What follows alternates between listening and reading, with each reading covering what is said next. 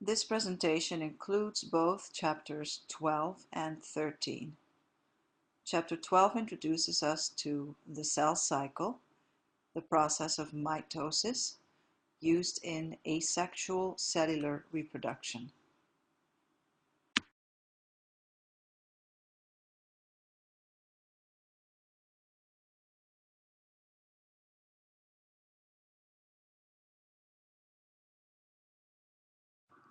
A brief overview comparing mitosis and meiosis.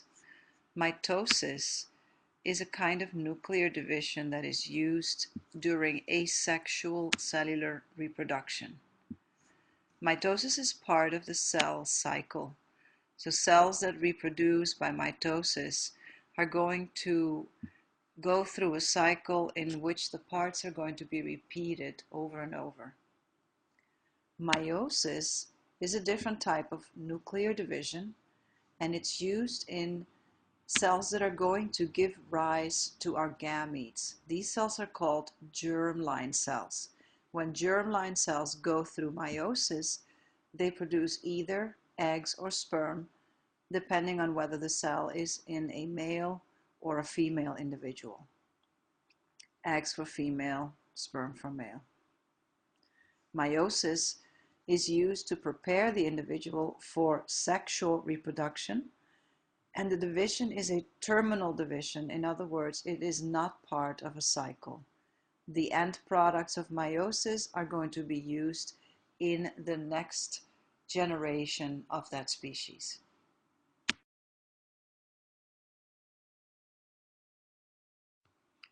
This slide shows a few examples of how mitosis is used in eukaryotic cells. Let's point out that it is used only in eukaryotic cells, so bacteria, prokaryotes, do not use mitosis or meiosis. It's used in asexual reproduction. If you take a look here at an amoeba in panel A, an amoeba is a single-celled organism, so it can reproduce itself this way, making two new amoebae and so forth. In the second panel, we see the division of a zygote, and this is then the first of many divisions in the process of development to make a new organism. And here in panel C, we're looking at bone marrow cells that are dividing, somatic cells, maybe in an adult organism, and this is how they give rise to new somatic cells.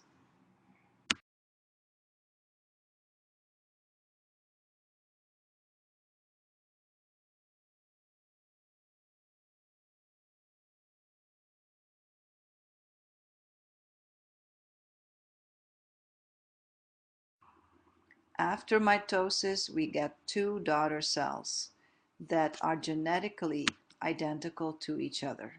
In other words, all of their genetic information is the same. They're also genetically identical to the parent cell that they came from. Of course, that parent cell itself won't be there anymore because it became the two daughter cells. The process of mitosis ensures that each daughter cell gets exactly the same genetic material as the other, so the genetic material gets distributed exactly equally.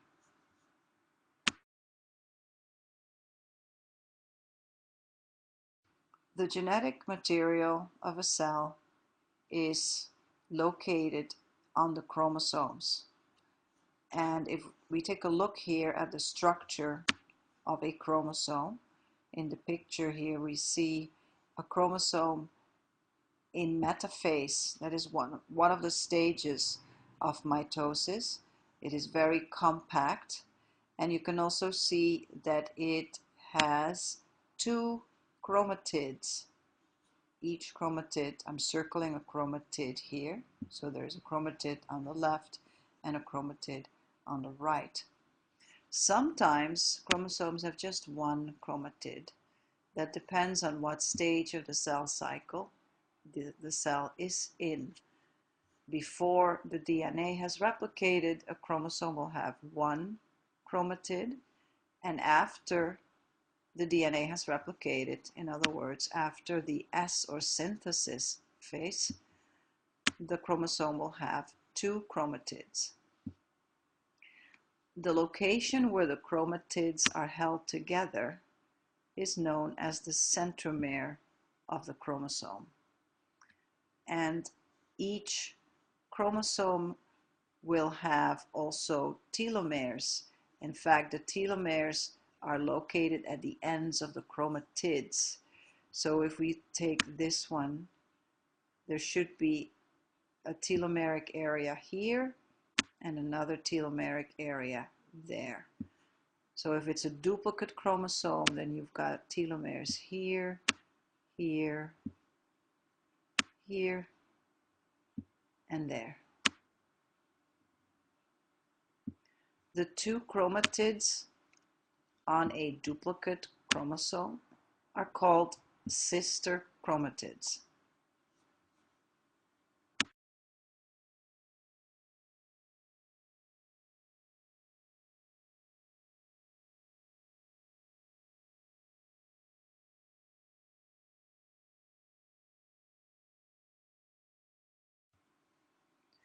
During the synthesis stage in the cell cycle, a cell duplicates its chromosomes, and that involves the replication of its DNA.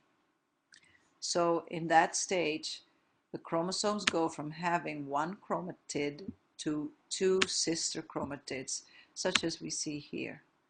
So if you see a chromosome that is double like this, you know that it is after S that the DNA has been already replicated, and you have the two sister chromatids that are connected by the centromeric area. During the process of mitosis, the nuclear material is going to divide and separate into two daughter cells. And at that point, the two sister chromatids will be separated from each other, and each of them is going to be distributed in a separate daughter cell.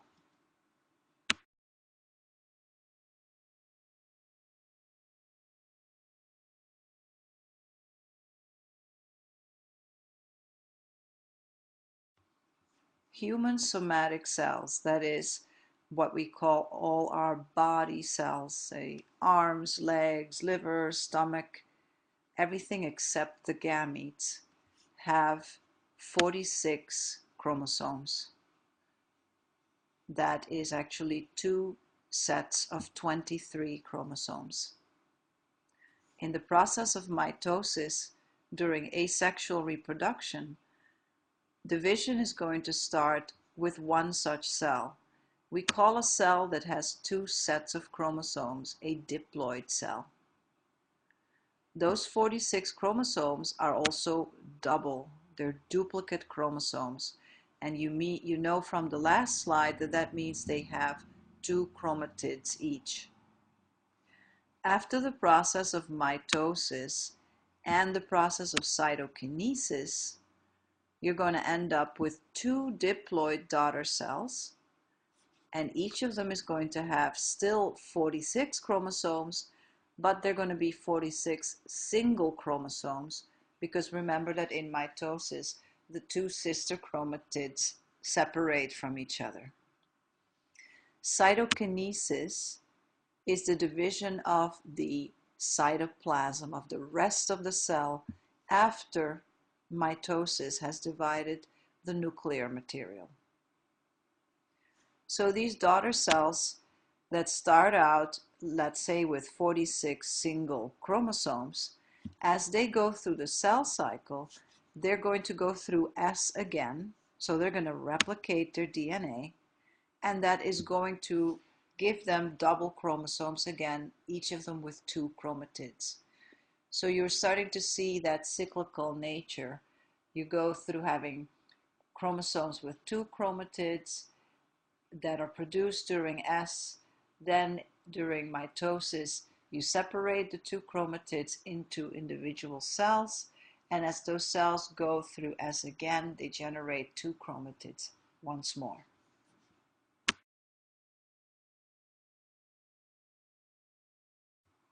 The process of mitosis, remember, is a nuclear division, and it is part of a cell cycle. A little bit confusing is that mitosis is sometimes the name we give to the whole cell cycle, and sometimes it's the name given just to the division of the nucleus. So mitosis is subdivided into the mitotic phase, into mitosis, where the cell nucleus divides, and cytokinesis, where the rest of the cell divides. The time in which the cell is not in mitosis constitutes all the rest of the cell cycle, and it is called interphase.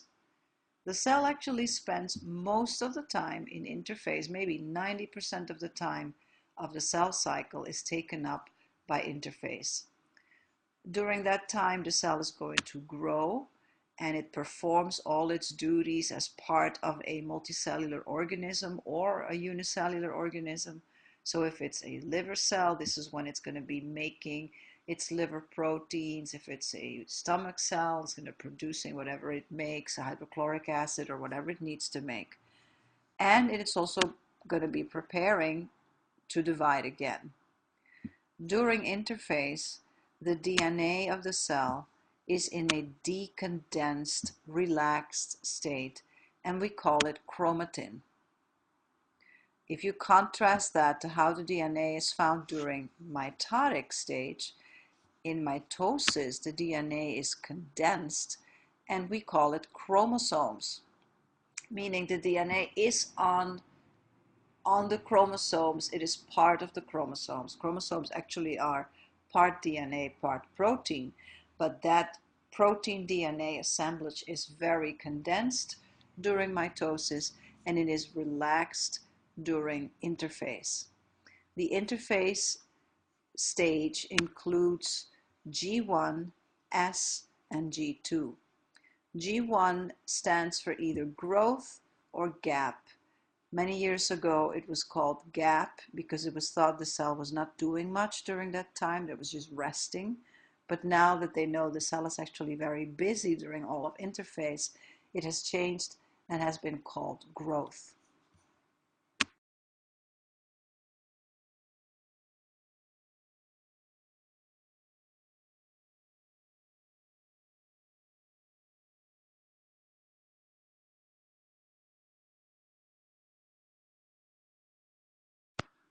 This illustration shows the parts of the cell cycle. So the whole circle symbolizes the complete cell cycle.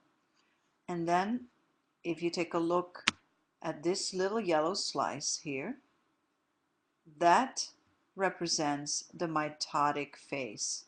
So that is mitosis, the division of the nucleus, and then the division of the rest of the cell, cytokinesis. All of that is here in the little yellow sliver. All the rest of it, from here to here, is known as interphase. An interphase consists of 3 stages: G1, right after cytokinesis, then S, when the DNA is duplicated, and G2, getting ready for the next division. We can also see that the mitotic stage has several subdivisions. So mitosis is subdivided into prophase, prometaphase, metaphase, anaphase, and telophase.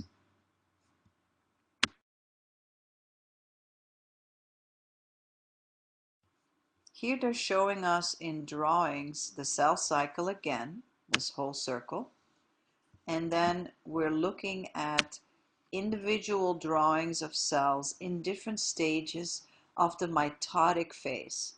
So the little yellow sliver includes all of these. So we have prophase, prometaphase, metaphase, anaphase, and then telophase, the last stage of mitosis, and cytokinesis, the division of the cell proper.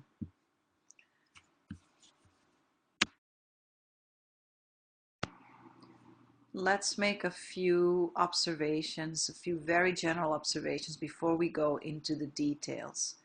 Take a look here at metaphase. In metaphase, we see that all the chromosomes are aligned at what is known as the equator of the cell. In anaphase, the sister chromatids are separating. And we showed already in telophase, the nuclear division is ending and the cell itself is dividing. So the process of cytokinesis is occurring.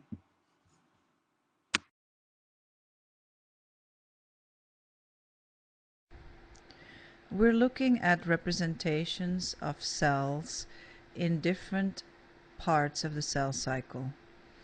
So let's take a look here at G2. G2 occurs right before the start of mitosis. And in the cartoon, we see that the nucleus is basically still intact. The genetic material is in the form of chromatin, and you cannot distinguish any discrete structures yet. The nuclear membrane is intact, and there are also in animal cells 2 centrosomes, and the centrosomes are the locations where the division spindle, the mitotic spindle, is going to develop. Each centrosome has a pair of centrioles in it, and you can even see microtubules that are growing out of the centrosomes. If we then go from G2 to prophase, prophase is the first stage in mitosis, we see that the chromatin is now starting to condense. So you start to see chromosomes. They're still fairly long and thin, but there are indeed discrete structures that start to become visible.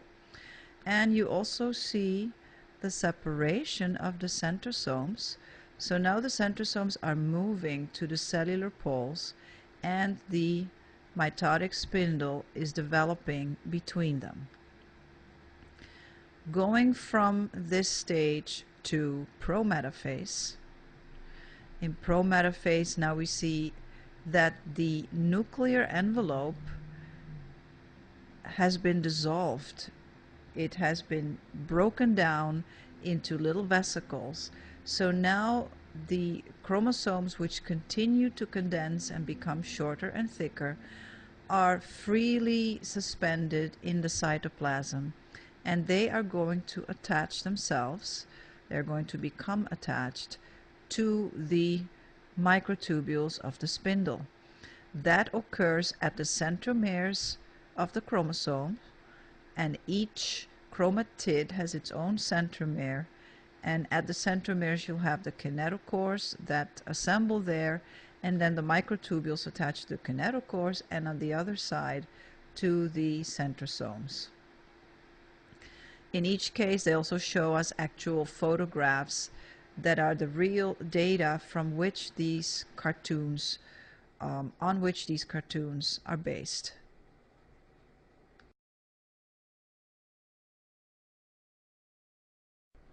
These are the same 3 stages that we saw in the previous slide. This is just from a previous edition of the book. I actually like the pictures better in this one than I do in the newest edition. I think you can distinguish the chromosomes better here and here than in the newest edition. But basically the information is the same.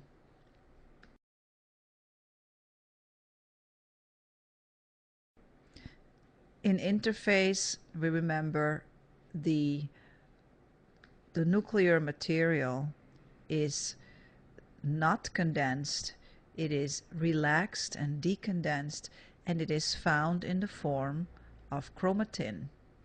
Remember that chromatin and chromosomes are the same material in different states. So chromosomes are chromatin that is condensed, and chromatin is decondensed chromosomes. The nucleus is still intact, and with that, what we basically mean is that the nuclear membrane is intact, so it holds the genetic material inside that membrane.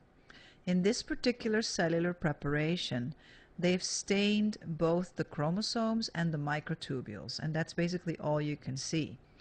The microtubules are stained in pink, and you can see that they form a network around the whole cell, and the chromosomes are sort of dark blue.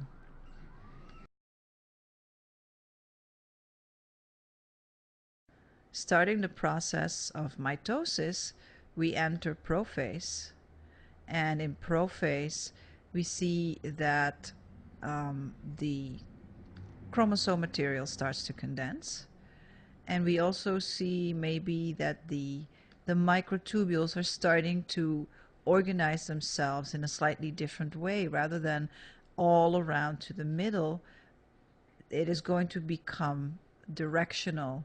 They're going to organize themselves into from the two poles of the cells. So this cell here is in prophase of mitosis. These two cells, this one and the one on top, are in interphase. What we see here in this interphase cell is the nucleus, and this part is the nucleolus inside the nucleus.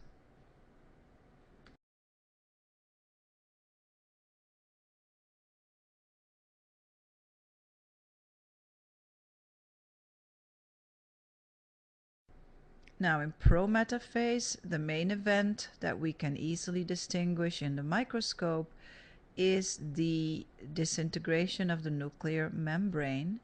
And then another important thing that happens is that the spindle fibers of the developing mitotic spindle are going to start attaching themselves to the chromosomes.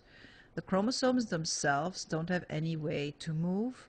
They're going to be pulled by the fibers of the mitotic spindle. So this is the point at which they are getting attached to that spindle. As you can see, the chromosomes are gradually condensing, and there is a definite organization of the chromosomes around the equator of the cell, and this is all accomplished by the spindle fibers getting them there.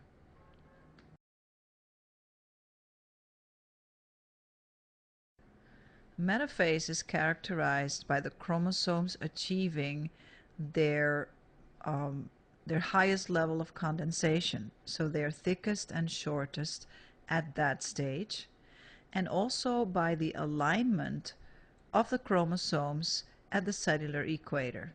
What we see here is that all of the centromeres are aligned. The chromosome arms are just waving around because the actual direct attachment of the chromosomes to the spindle is through their centromeres. Remember, the centromeres is where the kinetochore proteins are going to assemble, and the kinetochore proteins are then attached to the spindle. The spindle fibers are arranged in such a way that of each chromosome, one of the chromatids is going to be attached to fibers that go to one pole of the cell, and the other chromatid is going to be attached to fibers going to the other pole. That way, when anaphase comes, the next stage, the two chromatids are going to be pulled apart from each other.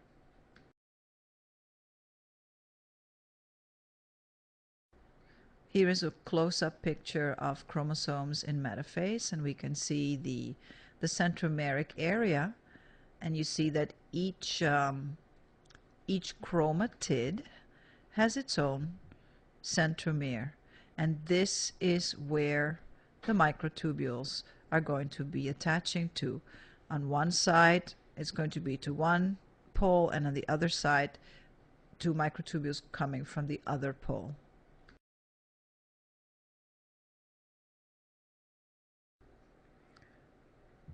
Just a reminder about those kinetochores. They are the proteins that attach to centromeres, and then the microtubules of the spindle attach to the kinetochores.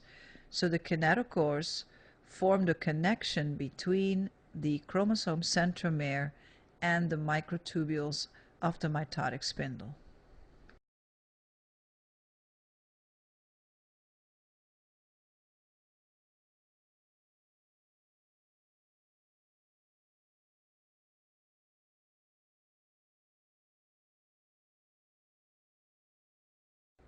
This drawing shows it in a little bit more detail. So we're looking at the chromosome here, a duplicate chromosome with two chromatids, and we see here in the middle is an area that is constricted, and that area is known as the centromere. So each chromatid has its own centromere. The little brown blob on each of them is the kinetochore, and that kinetochore is a series of proteins that accumulate at the centromere. They're actually attracted to the centromere. Now, the microtubules of the spindle are going to make contact with the proteins of the kinetochore. And here's another picture showing that, and here even with a little bit more detail, showing how the microtubules are connecting to the kinetochores, and then the kinetochores in turn are connecting to the centromeres of the chromosomes.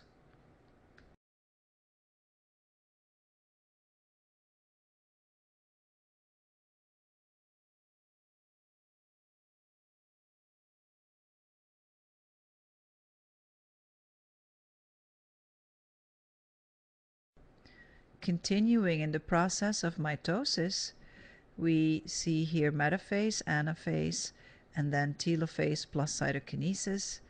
In metaphase, as we already discussed, the chromosomes are going to be aligned at the cellular equator, also known as the metaphase plate. The spindle is keeping them there. The pairs of centrioles are all the way at the poles of the cell, and we're getting ready for anaphase.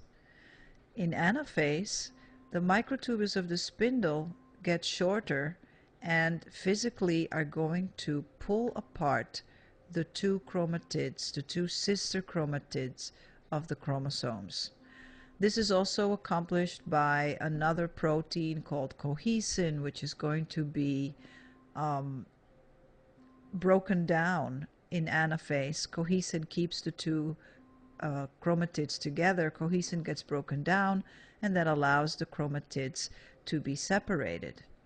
Then finally, in telophase and cytokinesis, telophase is the last stage of mitosis, and cytokinesis is the division of the cell itself. In telophase, we see that the nuclear membrane starts to assemble itself again.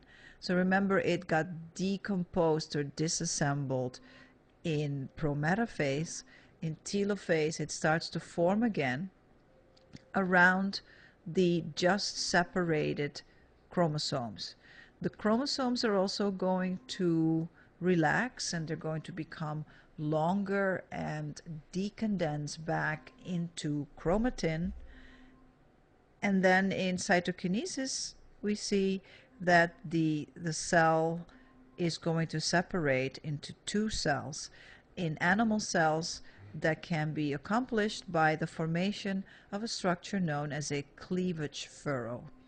A cleavage furrow is a ring made of actin filaments, and as that ring constricts around the middle of the cell, it pinches that cell literally in two.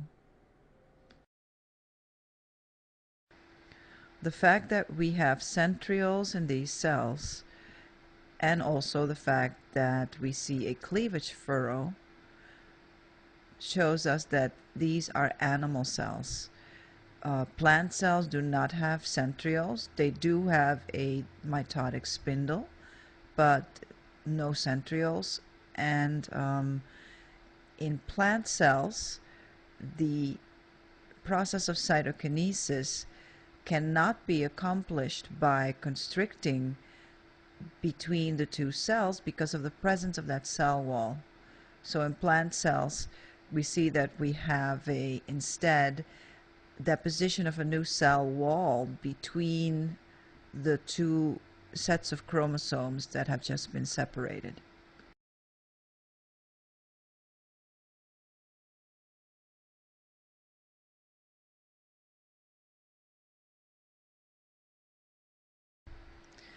Here is an example of a plant cell in different stages of mitosis.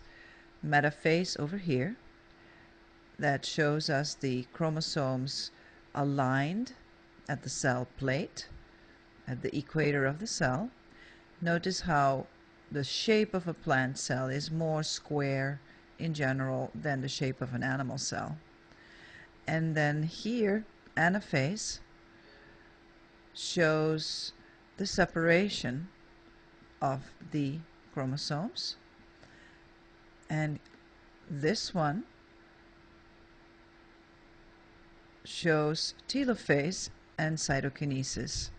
So here we see the formation of a new cell wall at the cell plate, and we also can notice how the chromosomes are becoming decondensed and less distinct as they are decondensing back to chromatin.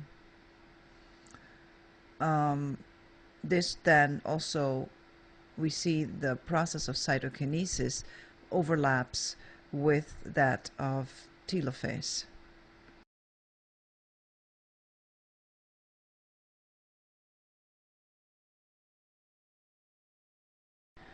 During anaphase, the sister chromatids are being pulled away from each other by the action of the mitotic spindle. And at this point, once the two sister chromatids are separated, each of them becomes a full-fledged chromosome. So what were previously two sister chromatids are now two separate chromosomes, each of them with one chromatid. So it's almost like they graduate from being called sister chromatids to being called chromosomes.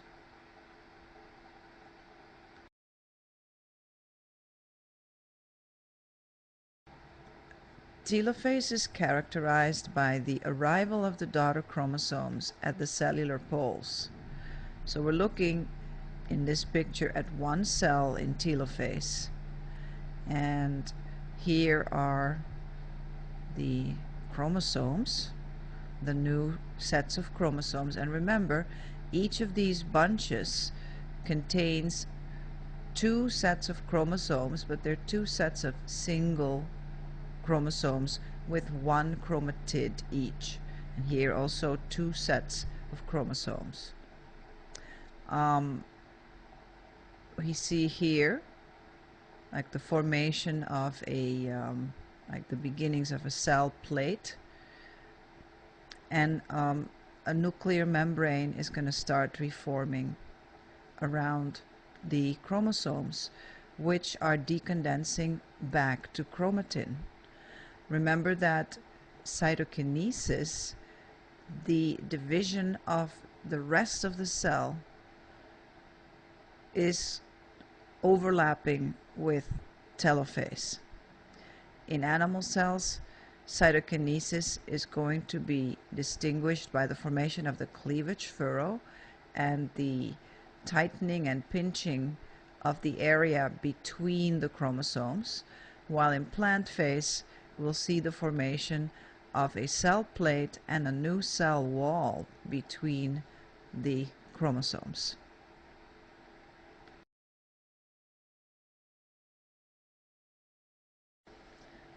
This picture shows us the contrast between cytokinesis in an animal cell and cytokinesis in a plant cell. So on the left side, it is in the animal cell, and we see the cleavage furrow and that characteristic like a puckering that is occurring right in the middle of the cell. There is a contractile ring of actin microfilaments that are actually also in conjunction with myosin filaments, and it's going to constrict between the cells until they're completely separated into two independent cells. In a plant cell, on the other hand, there is no such constriction. Instead, we have an accumulation of vesicles that are derived from the Golgi apparatus. And that accumulation is occurring at the cell plate. And these vesicles are going to have cell wall material in them. And that is going to lead to the formation of a new cell wall that is going to separate the two new daughter cells, as we see here. And initially, the two new daughter cells are going to be narrower than the original cell, and they're going to be growing during the next cell cycle, and when they're ready to divide again, they're going to be the same size as the parent cell used to be. Animal cells will also be growing after the division is complete. So you can say an animal cell and a plant cell are largest right before they divide, and then during the cell cycle they will be growing and accumulating materials and so forth for the next division.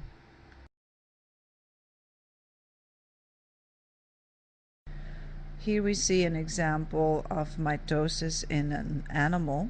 The organism is called a whitefish, and here's a picture of the whitefish so you can have an idea what the poor donor of those cells looks like. The chromosomes look much smaller compared to the size of the cells than they do in the plant cells that we've looked at before.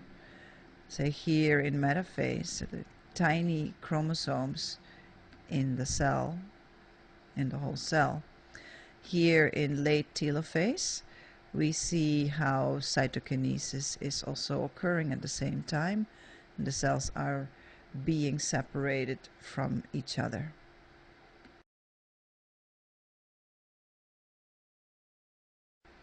This picture of a root section of an onion or a lily shows us many cells in different stages of the cell cycle. Here, this one is a cell in interphase. You have an intact nucleus. You see nucleoli or parts of nucleoli. Remember, this is a cross section.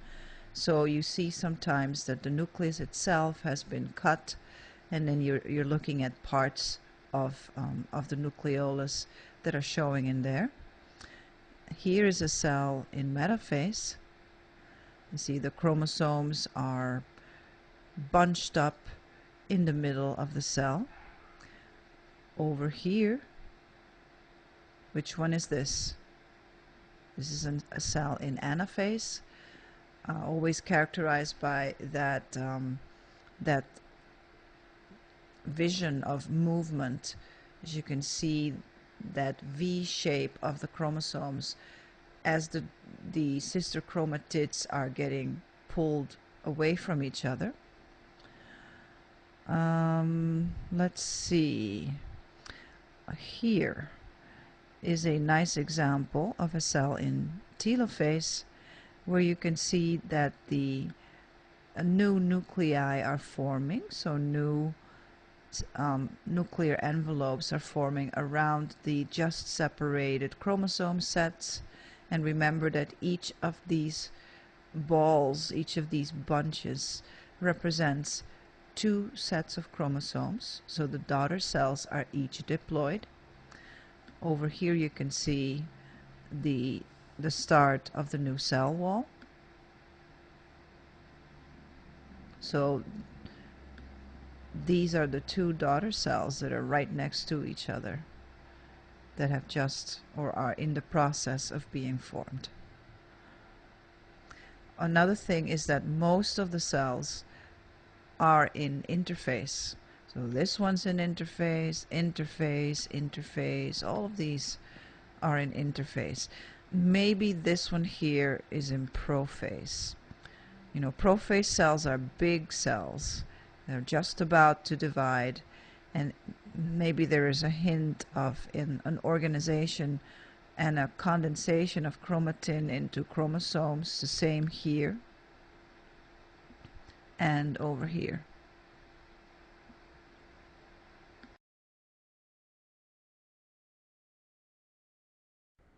Chapter 13 introduces us to the process of meiosis. Meiosis is a different type of cellular division in which an organism is going to produce unique gametes, and then those gametes are going to be used to reproduce sexually. If we take a look at this family here, we see two parents and three children. It is very clear that the three children are at the same time. Each of them is a combination of both parents, but each of them is also unique. That is one of the characteristics of meiosis. It's going to produce unique gametes that then can be used in reproduction. So the father produced unique gametes and the mother produced unique gametes, and then through random fertilization they produced three unique zygotes that grew into these three children. Now let's say that this girl in a few years is going to have her own children. When meiosis is completed in her body, she is going to be shuffling the genetic information from her two parents. So the information that she passes on to her children is a combination of her father and her mother. And the information that her partner passes on is going to be a combination from his father and his mother.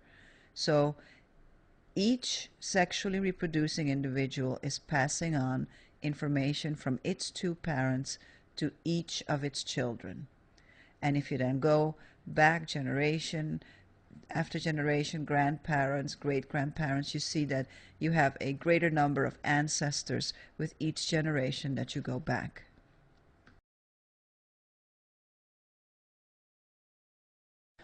In a multicellular organism, we can distinguish two important types of cells. You have the somatic cells and you have germline cells. The somatic cells are what we would call all the regular cells that form part of the soma, the body. So they would be stomach cells, the cells in the muscles, the cells in the eyes, the liver, everything. They are cells that don't participate in sexual reproduction. They will divide. If they divide by mitosis, in other words, asexual cellular reproduction. All these cells are diploid, having two copies of each chromosome, and through mitosis they will produce daughter cells that are diploid as well. Let's take a look now at the germline cells. The germline cells are the cells that are going to produce the gametes, and they produce those gametes through a division process called meiosis.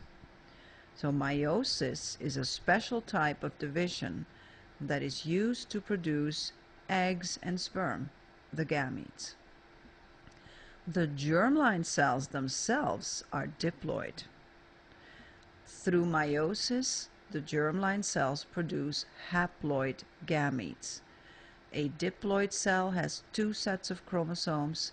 A haploid cell has 1 set of chromosomes. In other words, these gametes that are haploid each have 1 set of chromosomes. Eggs have 1 set of chromosomes. Sperm have 1 set of chromosomes. The process of meiosis is going to produce 4 of these haploid daughter cells, each with just 1 set of chromosomes.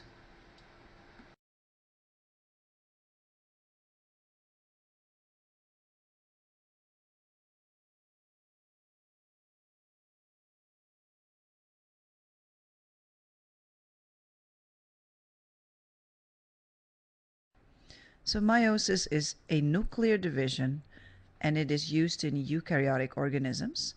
Bacteria do not have meiosis. We use it to produce our gametes, and the gametes are the sperm and the egg cells. Meiosis consists of 2 divisions in a row, and with that we mean that between the 2 divisions there is no DNA replication. And then it is a terminal process. The cells that are made during meiosis are going to eventually become part of a new organism. So they're not going to be used in the organism they were made in.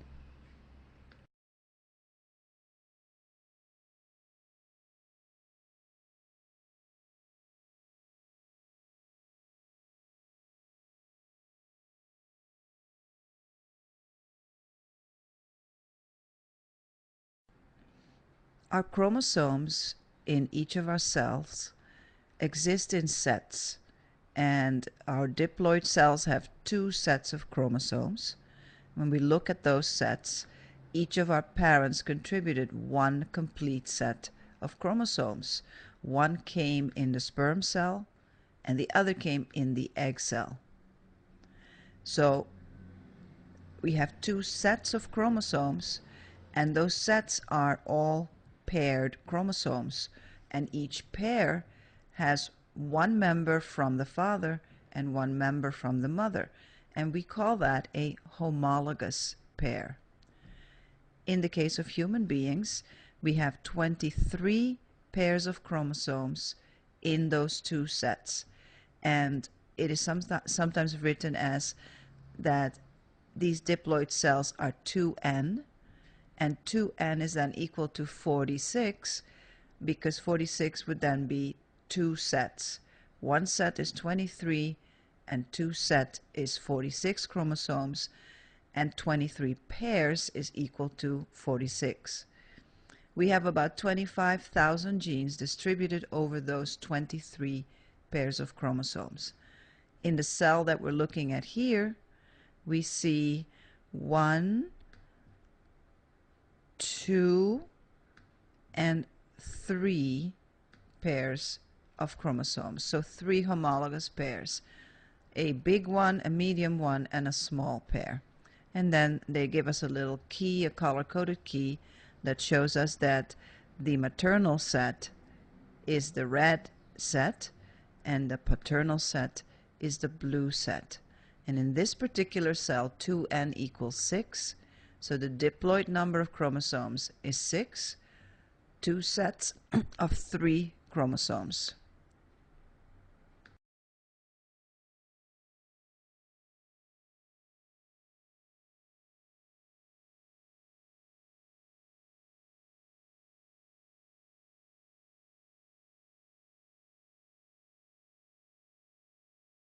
Every human diploid cell then has 46 chromosomes, 23 pairs. Of those 23 pairs, 22 pairs are autosomal chromosomes, and 1 pair is a pair of sex chromosomes.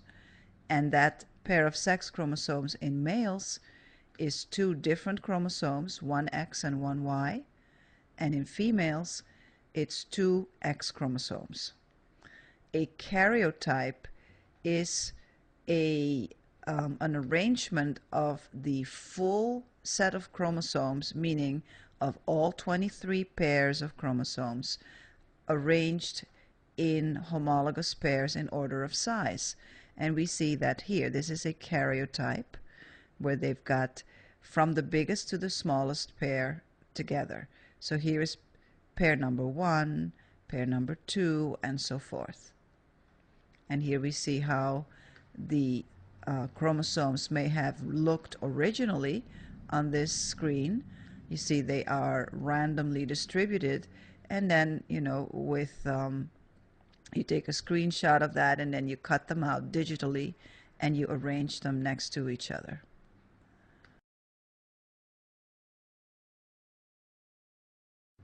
This slide shows us the human life cycle. Human beings, our cells, the great majority of them have 2 sets of chromosomes. If we take a look here at a pair of adults, in their cells, in their body cells, the cells have 46 chromosomes, 2 sets of 23. In the gonads, which in the case of the woman would be the ovaries and the man would be the testes, a process takes place called meiosis. Meiosis is going to produce haploid cells, which are the egg for the woman and the sperm for the man. So the egg and the sperm have only 1 set of chromosomes, which makes 23 chromosomes in each. Through the process of random fertilization, then, 1 egg fuses with 1 sperm cell and produces a diploid zygote. The chromosomes in the zygote are the sum of the chromosomes in the egg and the sperm. So 23 plus 23 makes 46, 2 sets of 23 chromosomes. The zygote, through mitosis, is going to grow into the adult organism again, and that completes the life cycle. Notice here they have that they show us that the diploid part of the life cycle is shown in brown, these arrows over here, and the haploid part in a sort of a light green.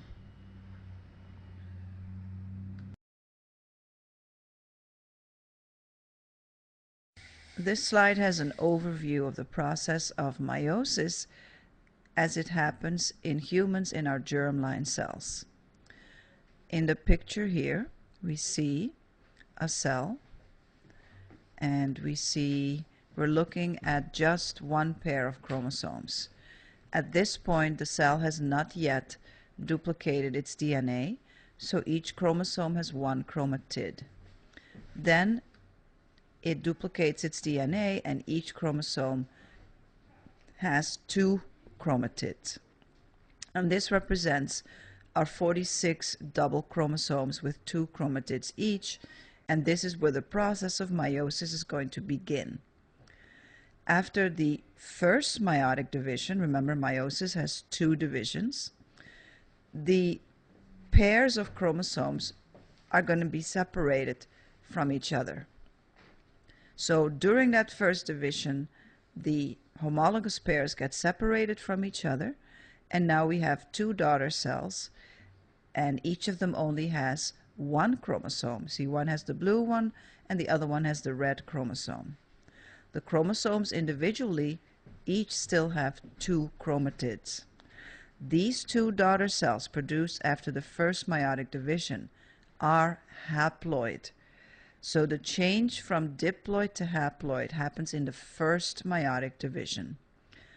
Then in the second meiotic division, the products of which are shown here, we have 4 daughter cells that are also haploid, but now the chromatids of the individual chromosomes have separated. So each cell is going to have, in the case of humans, 23 single chromosomes. So the eggs are going to have 23 single chromosomes, and the sperm are going to have 23 single chromosomes with 1 chromatid per chromosome. And then remember, In the process of fertilization, one egg cell fusing with one sperm cell is going to give us one diploid zygote, and that reinstates the normal number of chromosomes for the species.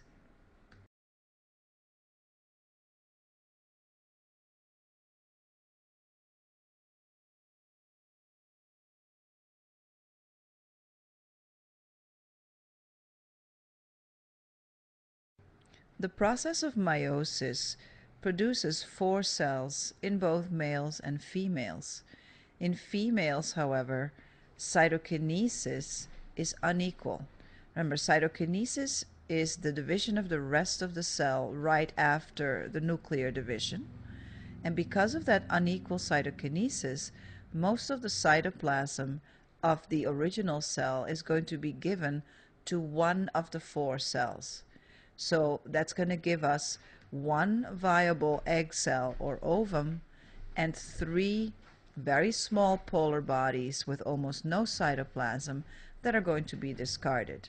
And this process maximizes the amount of cytoplasm that is given to the one viable cell. The ovum and the polar bodies are genetically equivalent. The process of meiosis produces genetically equivalent but not identical cells. So they have the same amount of genetic material, but the ovum has a lot more cytoplasm and is a lot bigger than the polar bodies.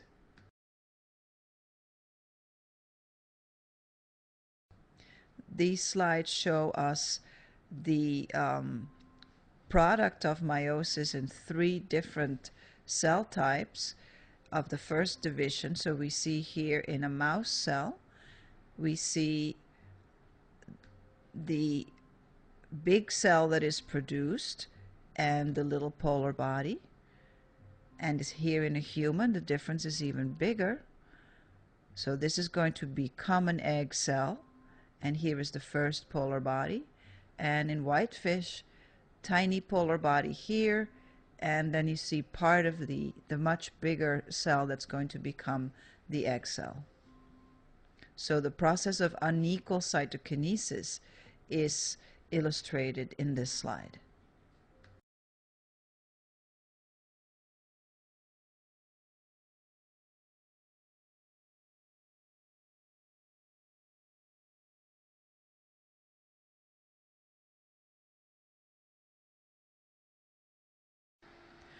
Meiosis consists of 2 divisions, meiosis I and meiosis II. Between the 2 divisions, there is no DNA replication, so it basically goes straight from one division to the next. Meiosis I and II both consist of the same subphases. So you have prophase, prometaphase, metaphase, anaphase, telophase, and cytokinesis 1 and 2.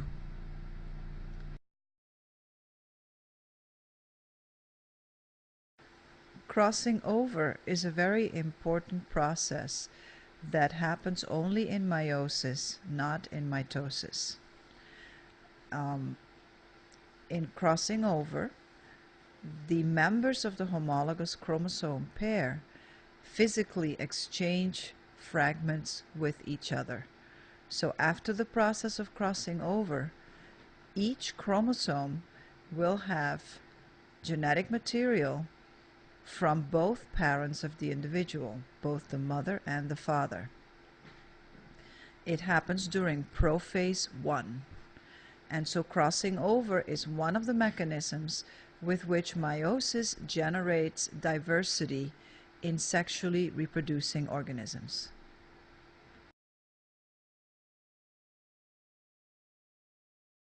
Here is a graphical representation of the process of crossing over. So before crossing over, we see the members of a homologous pair. One is blue and the other one is red, representing the 2 parents. And then during the process of crossing over, the red chromosome goes to the blue side and vice versa.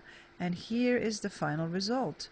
So you see here, the blue chromosome now has a little piece of red, and the red chromosome has an equivalent piece of blue. This is called a reciprocal exchange, so it is even between the two partners. Notice also that you are not having an exchange between sister chromatids. The sister chromatids, like here, the two blue chromatids are sister chromatids, and the two red chromatids are sister chromatids. You're exchanging between non-sister chromatids, between a blue and a red one, coming from different parents.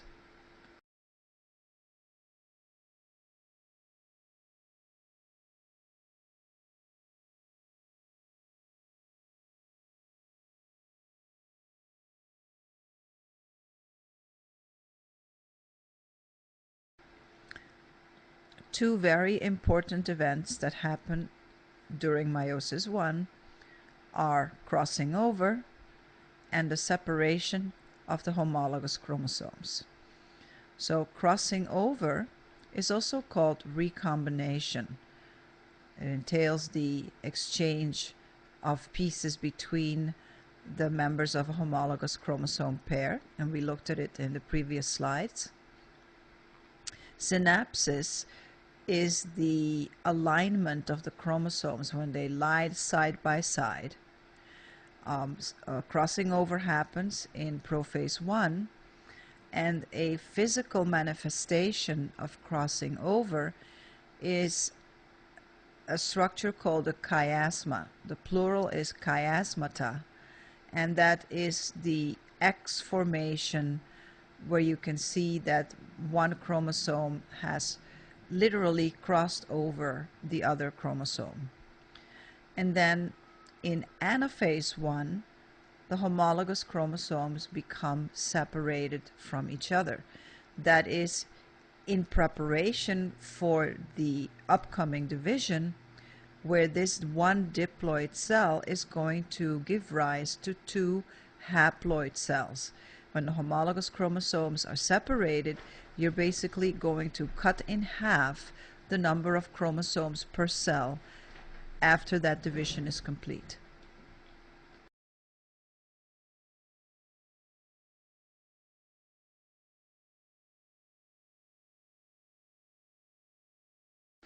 When we look in a little more detail at the process of synapsis and crossing over, in this illustration we see the situation before crossing over, and we see in each member of the homologous chromosome pair, the sister chromatids are connected to each other. They're held together all along their length by these proteins that are called cohesins.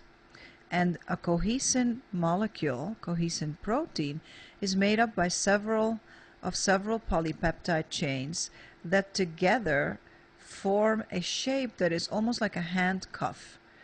And the chromatids, the sister chromatids, are handcuffed together along their length. Notice that here, in this little part, each of the chromosomes has a break. The blue one has a break, and the red one has a break.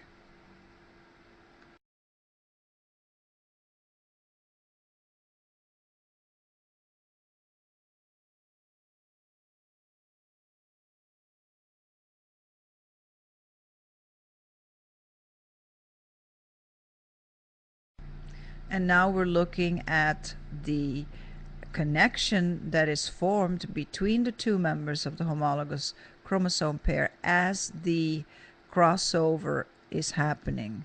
So here is are the two locations of the break. There's actually another one here on the left side, and the blue chromosome is going to cross over to the red side, and the red chromosome is going to cross over to the blue side. On a more general scale, this is what it looks like. And then in detail, when you look at it in detail, there is actually a connection made between the DNA double helix of one chromosome and the DNA double helix of the other chromosome.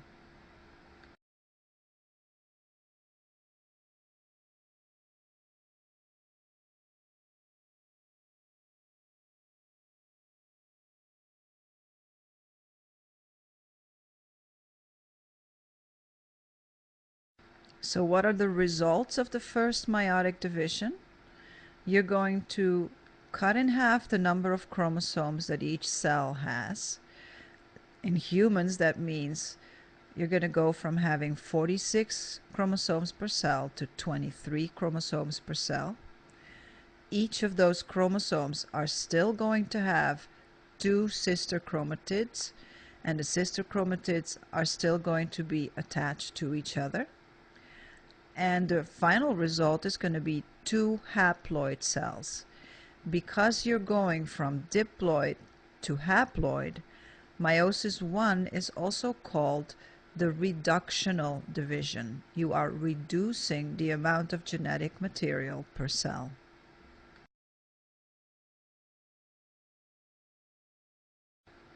So here is a drawing. We see the whole story of meiosis 1 in a series of drawings. Note that before meiosis 1 begins, the parent cell has, count the chromosomes, 1, 2, 3, 4, 5, 6 chromosomes in 3 pairs. And then they show us metaphase 1, where you can see the chromosomes lying next to each other, the chromosome pairs, each members of the homologous pairs lying next to each other, and all the chromosomes aligned on the metaphase plate. In anaphase 1, we see the separation of the members of the homologous pairs, but at the same time, the sister chromatids of each chromosome stay attached to each other. We also notice here it is very visible that each chromosome is part blue and part red, which means that each chromosome has information from both parents of that individual. So this is post-crossing over. And remember, crossing over occurred in prophase 1. It's not that clearly visible here, but the exchange is happening in prophase 1. And then finally, here, look at telophase 1 and cytokinesis. You see the cell is in the process of dividing and is making that cleavage furrow that we also spoke about in mitosis. Notice now, if you count the number of chromosomes per cell, you have only 1, 2, 3 chromosomes per cell. There are no longer pairs of chromosomes because we separated the pairs, and each member of each pair is in a different cell. So 3 chromosomes in one cell, 3 chromosomes in the other cell, and each of the chromosomes is still duplicate.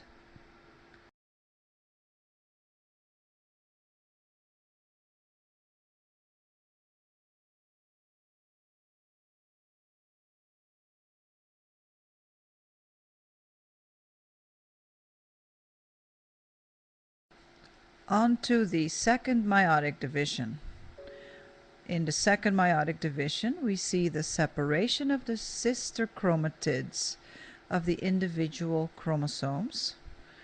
So the cell goes from each chromosome having 2 chromatids to now having only 1 chromatid per chromosome. This separation of sister chromatids occurs during anaphase 2. During meiosis 2, there is, however, no reduction in chromosome number per cell. So the 4 cells that result from meiosis 2 each have the same number of chromosomes as the 2 cells that are a product of meiosis 1. This is why meiosis 2 is called the equational division. And after meiosis 2, we then have 4 haploid cells.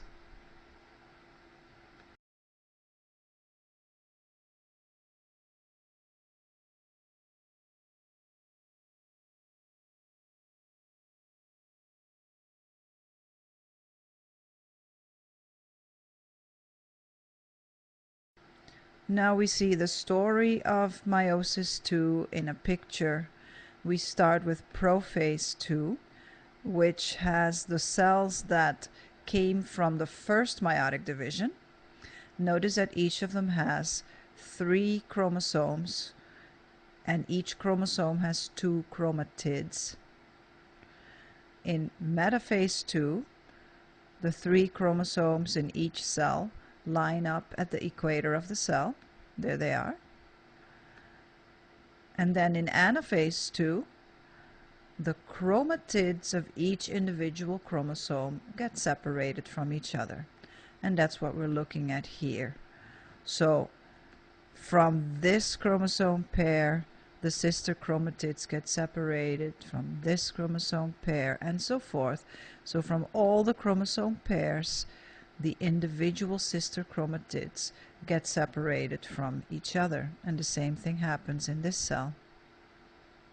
And then finally, at the end of prophase II, if we envision this process is completed when you have 4 individual cells, notice that each of the 4 individual daughter cells has only 3 chromosomes with 1 chromatid each. Contrast that with the number of chromatids per chromosome before meiosis II. Each chromosome had 2 chromatids each. However, the cells with which meiosis II begins are already haploid. So you go from haploid and you stay haploid. The second meiotic division in that sense is a lot like a mitotic division, in which the ploidy of the daughter cells is the same as that of the parent cell, and in which you are basically separating the sister chromatids from each other.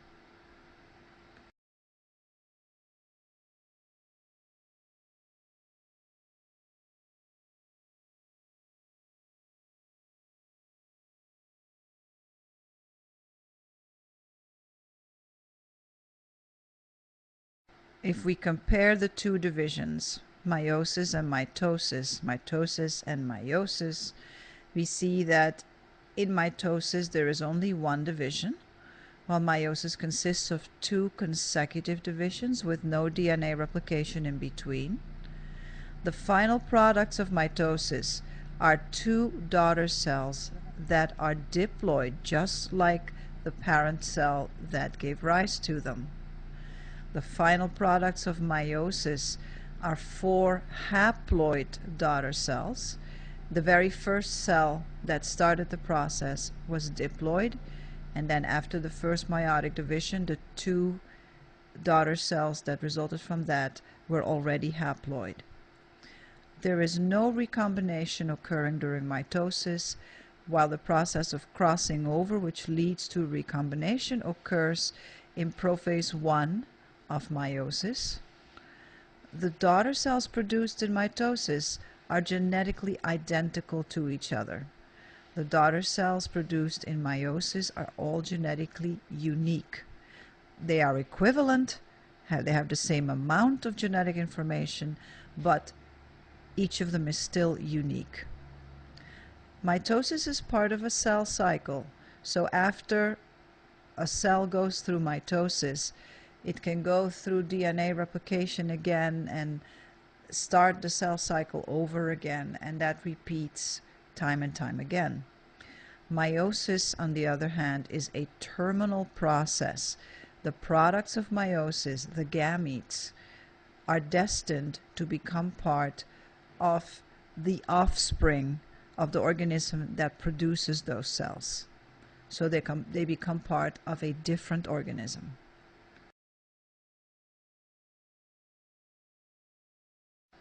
This picture shows us what we were talking about in the last slide. We are looking at a comparison between mitosis and meiosis.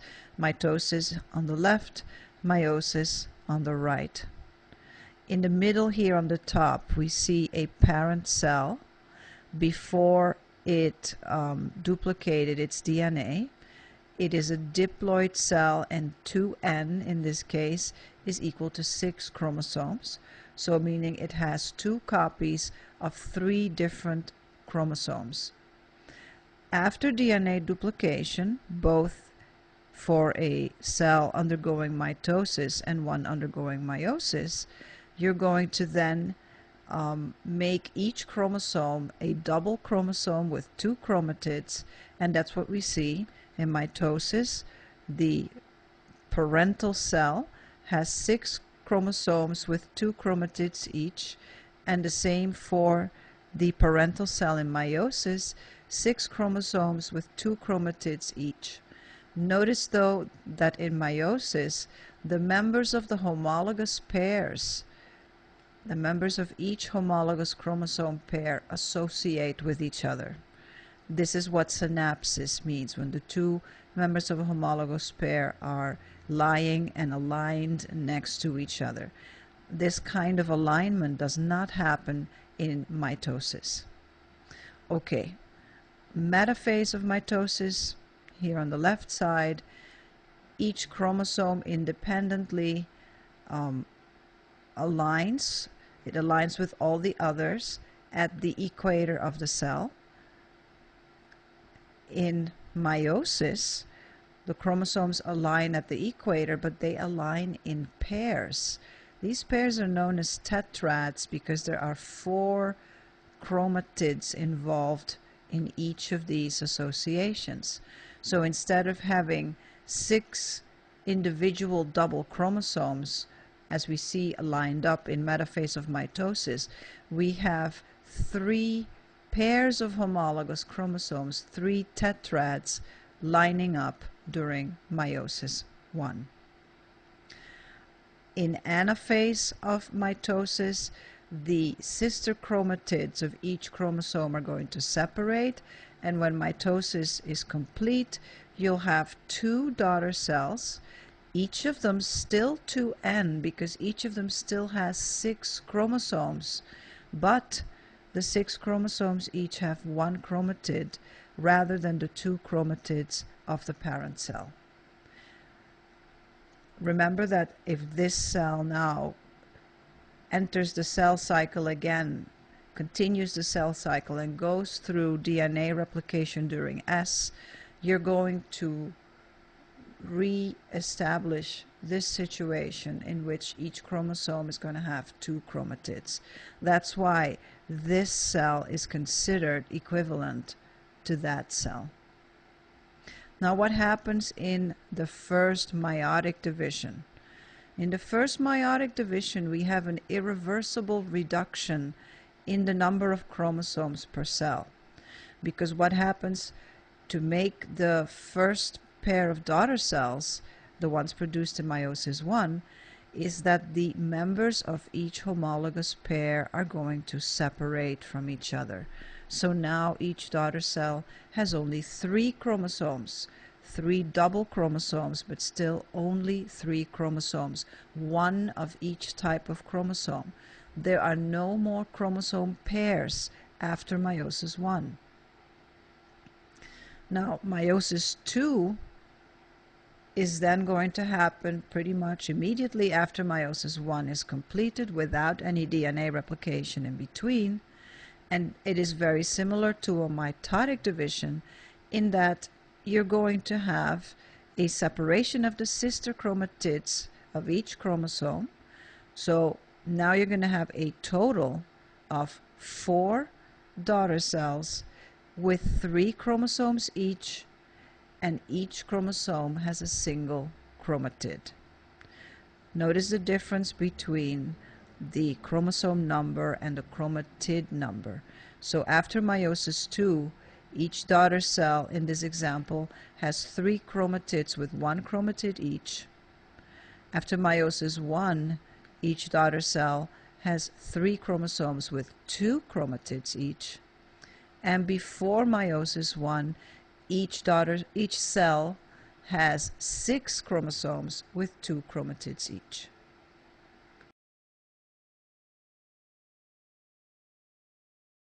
One of the big advantages of meiosis for sexually reproducing organisms is the fact that it can generate genetic diversity between the members of a population. So how is that accomplished? Well, there are three different mechanisms that generate genetic diversity between individuals during meiosis. One is the process of crossing over. Remember, crossing over is that physical exchange of chromosome fragments between non-sister chromatids of the members of homologous chromosomes. This is known as intrachromosomal exchange because we're looking at exchanges between members of the same chromosome number. So like the 2 copies of chromosome 16 or the 2 copies of chromosome 19. Then comes the process of independent assortment. Independent assortment refers to the arrangement of the different pairs of chromosomes on the metaphase plane. So which one goes to the left, which one goes to the right. Remember that during meiosis 1, we have tetrads aligning at the metaphase plane, not individual chromosomes. So how these tetrads, how the members of the pairs align with each other is going to give rise to the process of independent assortment. And then random fertilization occurring between 2 different individuals is going to unite 2 gametes from 2 different individuals and generate completely new combinations that were never seen before. So that is why the child of 2 people is a unique combination of those 2 people and will be different from any other individual in that species, except for its identical twin.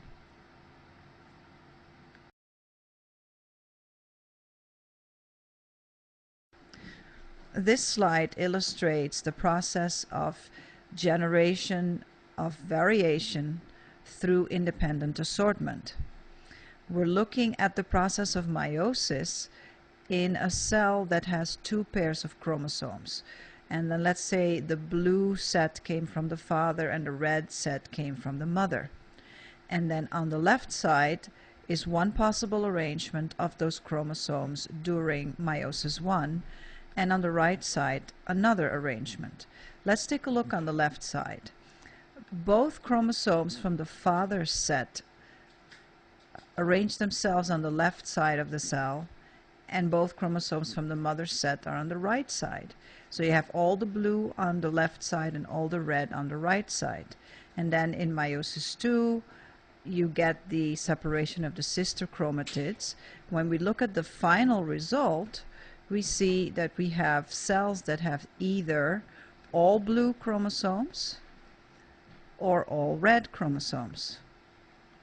In the second possibility that we look at here, we see that one of the blue chromosomes is on the left side and the other one is on the right side. So the big blue is on the left and the small red is also on the left. That's going to give us a different combination if the 2 chromosomes have different versions that control the same genes. So let's say one is a gene that controls in Mendel's peas purple flower color and the other controls white flower color, then you're going to have different results in the children of this individual. And then we have here in metaphase 1, you see that one cell has a big blue and a small red, and the other one has a big red and a small blue. When we look at the 4 daughter cells, we see that we have 2 that have a big blue and a small red, and another 2 have a big red and a small blue chromosome. Now, if we consider that these 2 situations can happen in one individual, so if one cell undergoes meiosis, then let's say possibility 1 occurs, and then another cell undergoing meiosis, possibility 2 occurs. So this is just like the generation of sperm cells in a male. You have so many events of meiosis going on at the same time. A male human can produce 250 million sperm cells every day. A female human can produce one egg cell every month. So if you think about one egg cell as the product of one meiosis, so 1 month this can occur for a female and 1 month that can occur. Over the lifetime of an individual, then, you can have all of these possibilities, and you can say that each individual has the potential to produce all of these combinations through the process of meiosis.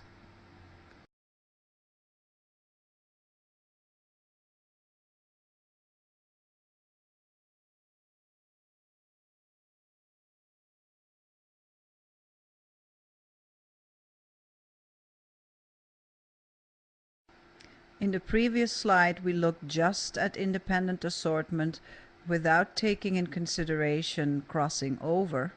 In this slide, we're just going to look at crossing over. Remember, in crossing over, members of a homologous chromosome pair are going to exchange fragments with each other.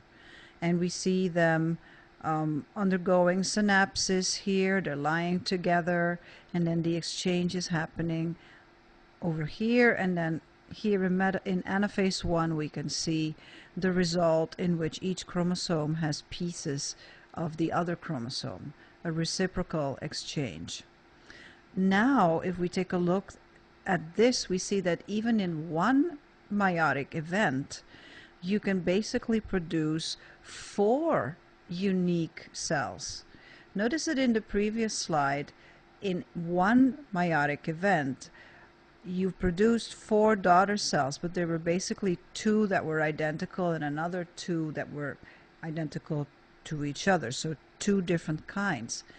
When you add crossing over to the variation produced through independent assortment, each meiotic division can produce 4 different individual unique daughter cells. Here we have one daughter cell that has a chromosome that's all blue, and then this one has blue in the middle and red at the 2 ends. This third one has red in the middle and blue at the 2 ends, and this final one here has all red. In other words, 4 unique daughter cells.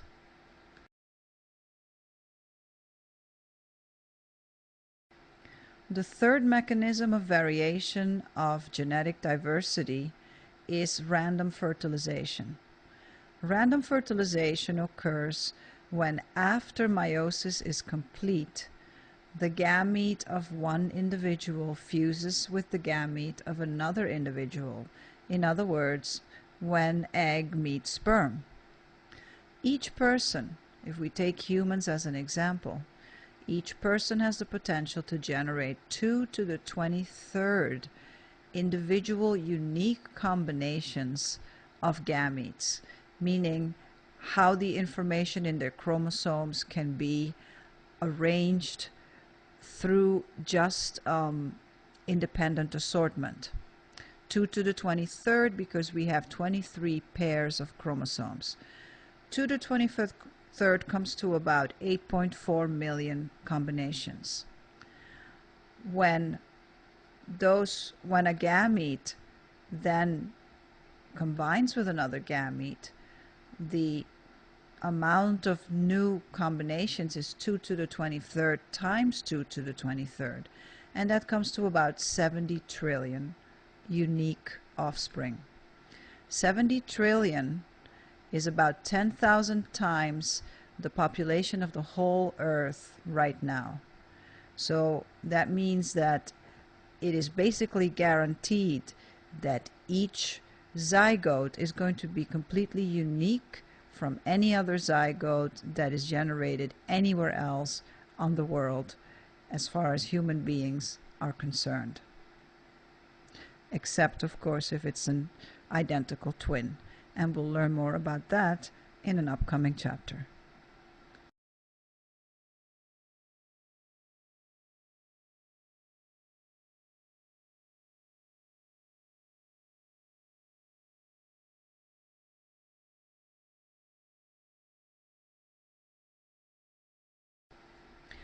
So there are a lot of good things about sexual reproduction in that it generates genetic diversity, But sexual reproduction is not without cost. Sexual reproduction actually is has certain costs associated with it.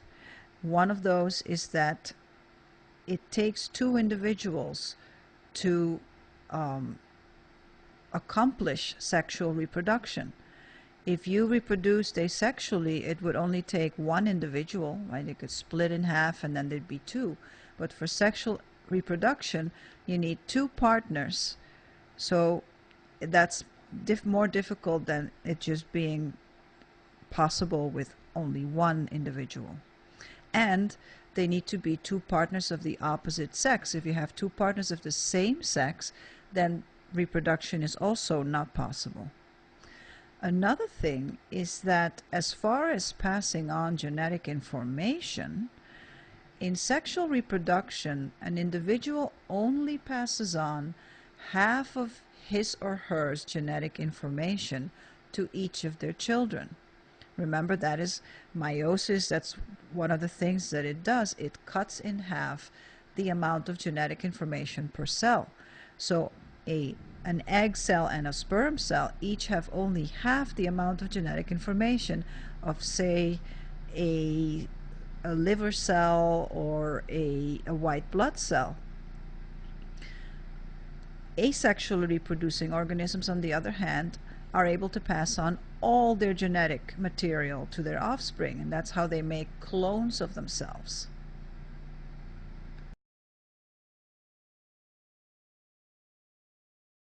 In spite of the costs of sexual reproduction, it's almost universal among animals.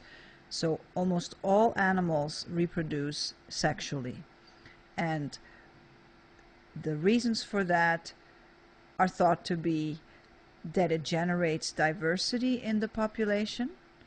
It allows any advantageous mutations to spread in the population and accumulate, and it in general makes the population more resistant, more resilient in a changing environment.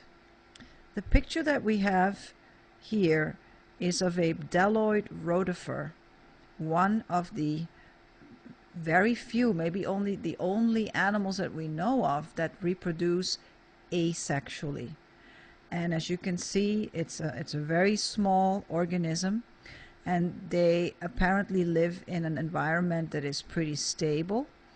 And in the book, it even tells us that even though they reproduce asexually, they undergo a state in which they can form spores that can almost get completely desiccated, and then little cracks can develop in the wall of the spore that can allow DNA to come in and therefore be a source of genetic variation. So even they have a way to introduce new genetic information into their genomes. So I guess the upshot is that sexual reproduction is the best and most efficient way to generate this genetic variation, which is what makes a population more able to continue surviving in this environment that we live in.